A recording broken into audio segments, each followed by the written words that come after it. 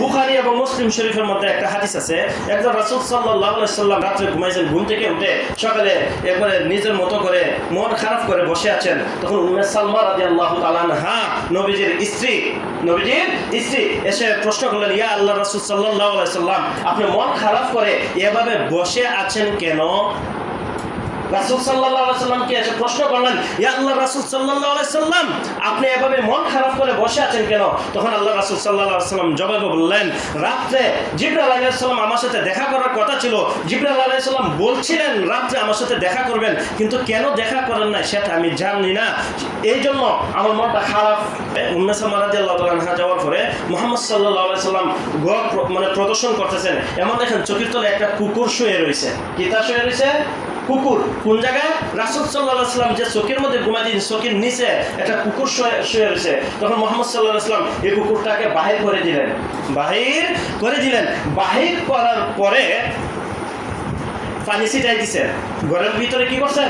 পানি ছিটাই দিচ্ছেন। তখন এই জিবরাইল আলাইহিস সালাম উপস্থিত এসে বলেন, আসসালামু আলাইকা ইয়া রাসূলুল্লাহ, হে আল্লাহর রাসূল সাল্লাল্লাহু আলাইহি সাল্লাম, আপনার উপর শান্তি বর্ষিত।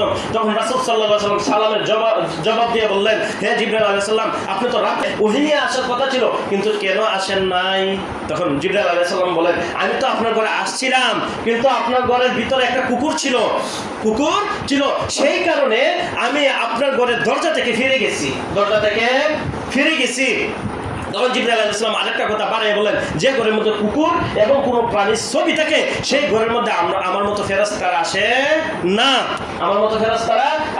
সুতরাং জীব জানোয়ারের ছবি যে ঘরের মধ্যে আছে সেই ঘরের মধ্যে রহমতের ফেরেশতারা যান না। আলেমুল গায়ব কাকে বলে? সর্বত্র হাজির নাজির কাকে বলে? যে সব কিছু দেখেন, সব কিছু জানেন, কোটি বছর পরে কি হবে তাও জানেন, কোটি বছর আগে কি হয়েছে তাও জানেন, তাকে বলে আলেমুল গায়েব। সুতরাং নবীজি যদি আলেমুল গায়েব হতেন তাহলে পৃথিবীর সব কিছু দেখেন, কিন্তু চকির তলে যে কুকুর যে ঘুমাই দিচ্ছে এটা দেখতেন না। হাজির মানে সর্বত্র হাজির, মানে উপস্থিত, নাজির মানে সব কিছু দেখেন। এখন নবীজি সাল্লাল্লাহু আলাইহি ওয়াসাল্লাম পৃথিবীর সব কিছু দেখেন, কিন্তু চকির তলে যে কুকুর শুয়ে রয়েছে এটা দেখেন না। এরপরে যদি নবীজি আলেমুল গায়েব হতেন তাহলে জিবরাইল আলাইহিস সালামের লাগে মন খারাপ কইরা বইয়া রয়েছেন এখানে। যদি নবীজি আলেমুল গায়েব হতেন তাহলে তো অবশ্যই জিবরাইল আলাইহিস সালাম কেন আইসেন না রাত্রে এটাও জানতেন। কথা বুঝছেন? আমাদের আহলে সুন্নাত ওয়াল জামাতের আকীদা হলো আল্লাহ ছাড়া কেউ গায়েব জানেন না, কেউ আলেমুল গায়েব না।